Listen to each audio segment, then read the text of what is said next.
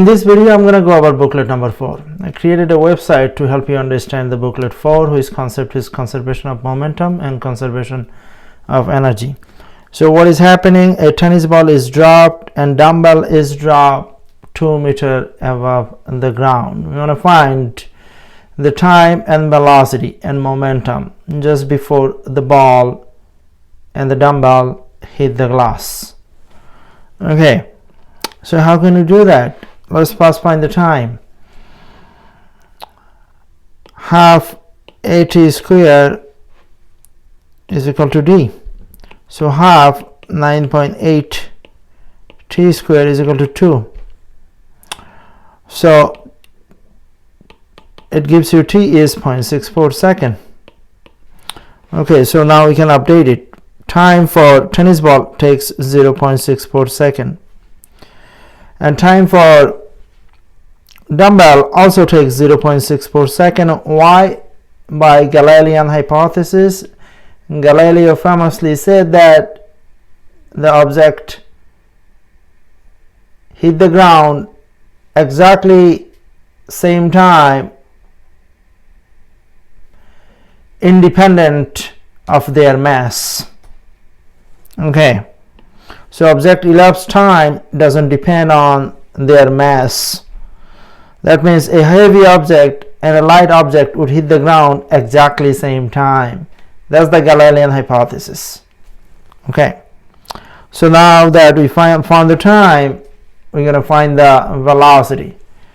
Okay, so Vf is equal to Vi plus At, and Vi is 0 when you drop something. So Vf would be 9.8, 0.64, so it would be 6.3 meter per second.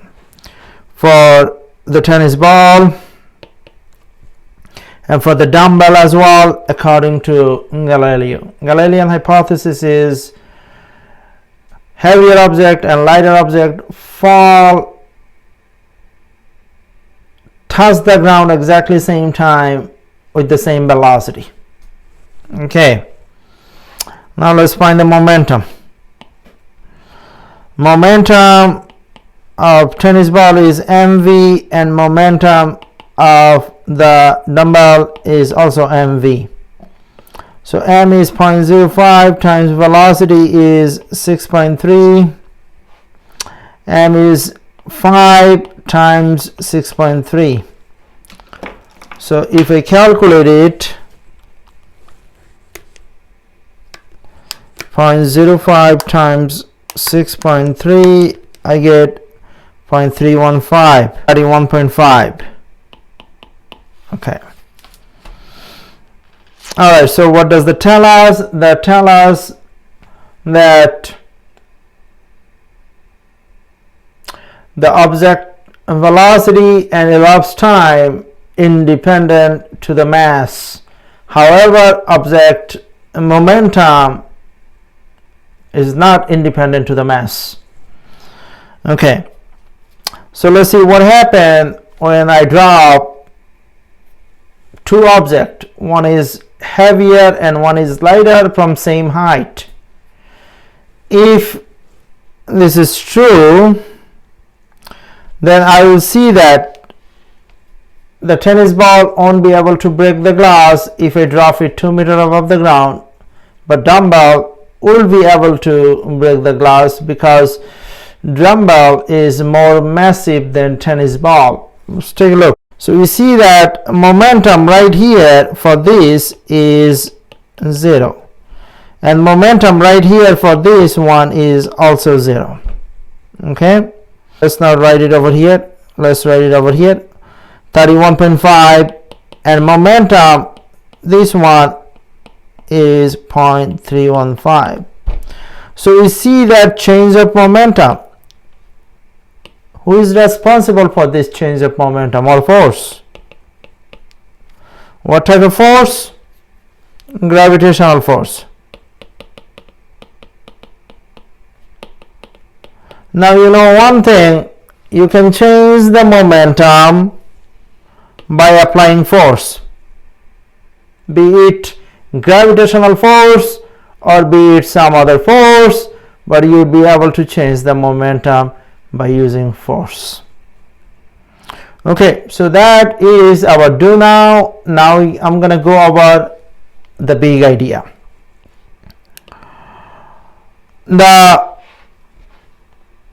A man has a gun. Man is curious, want to know how fast the bullet comes out from the gun, and the man decided to use an experiment. He knows the conservation of momentum and conservation of energy, so he decided to hang a mass on the rope and shoot the bullet. A bullet goes inside the mass, displaces it. He uses the conservation of momentum and conservation of energy, find the velocity of the bullet. Now let's put what I said in a diagram.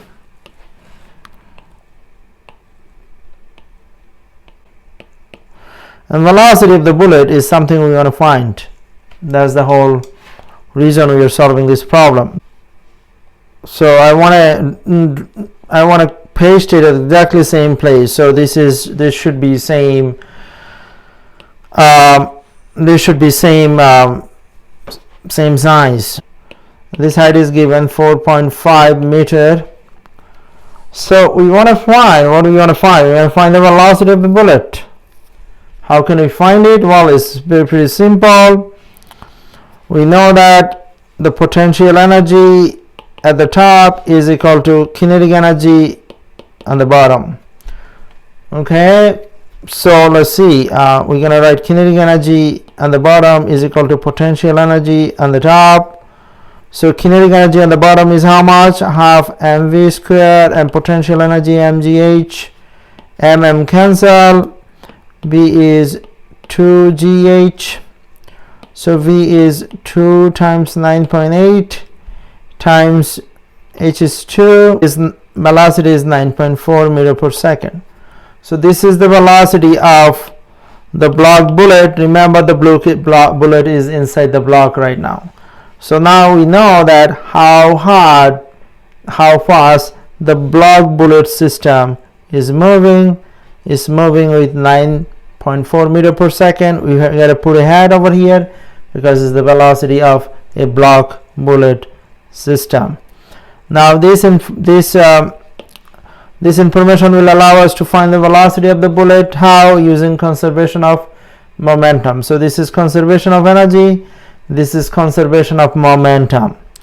So P momentum before is equal to momentum after. So m1 v1 plus m2 v2 is equal to m1 v1 plus m2 v2. You can put a hat signifying that it is after the collision. Alright, velocity is 0 because this is at rest. So m1 is 0.05, v1 is something we try to find, is equal to m1 is of course well, now it's going to be just one velocity after the collision. As you see that after the collision, block and bullet have one single velocity. So m1 plus m2. Alright, so far so good.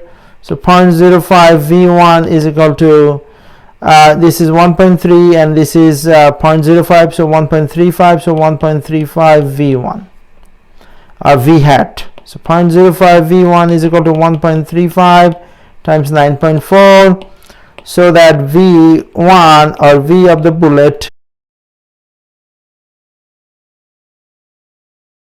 what is going on over here? This guy is mass is 100 kilogram, and this mass is given 1 kilogram, and this is moving to the east. So the velocity final or after the collision is 5 meter per second to the east. So you want to find out that the total momentum is 0 or prove that. So m1 v1 plus m2 v2 is equal to m1 v1 plus m2 v2. Of course, this is after the collision. So when the man throw the ball go one side, sending man to the other side.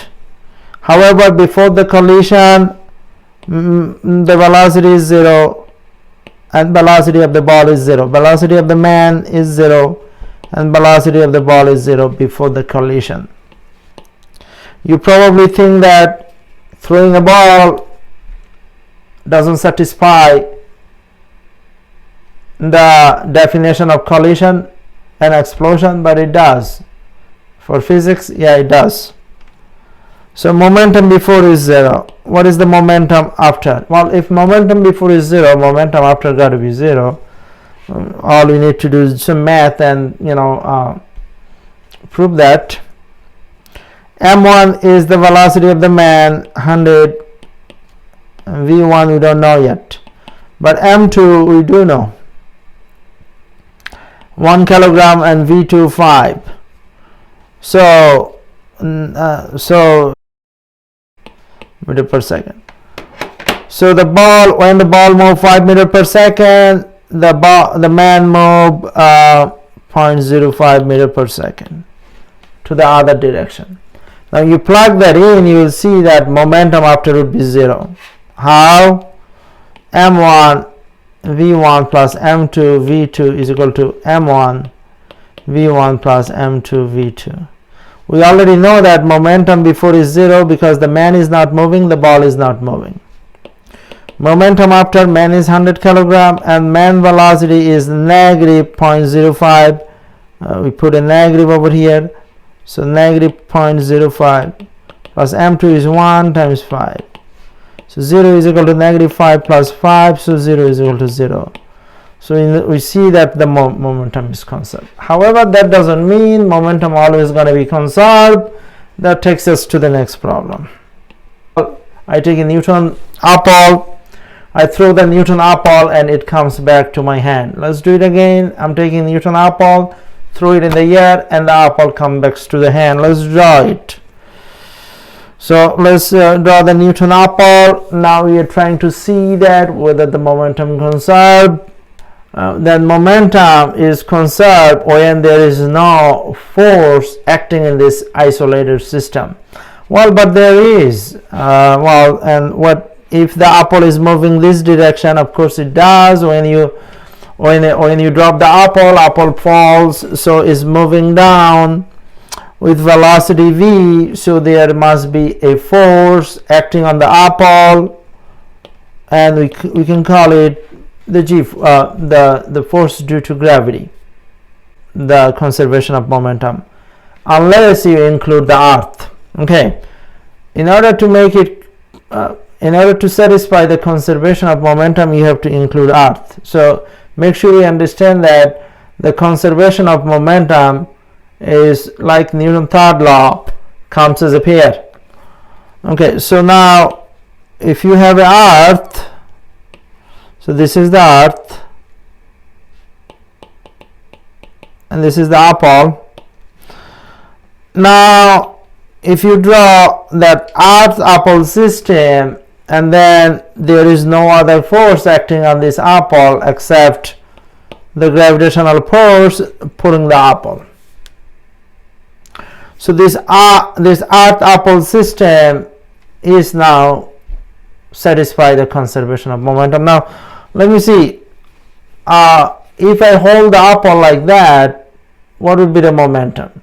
It would be 0. It's because the apple is not moving and the earth is not moving, so the conservation of momentum is 0. Now if I throw it in the air, what would be the conservation of momentum? Well, it's pretty simple.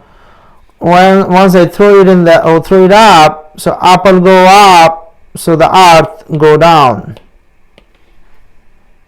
So the conservation of momentum is still hold. When apple falls, the earth is moving toward the apple, so again conservation of momentum hold. So you can think of my hand as an apple my hand as an earth, and this is the apple. So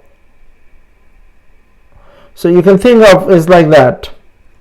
If apple go up, earth goes down. If apple falls, earth is coming to the apple. It sounds pretty ridiculous, but what I'm saying is true. If apple go up, the earth falls. If apple falls, the earth go up. And then in this closed system, conservation of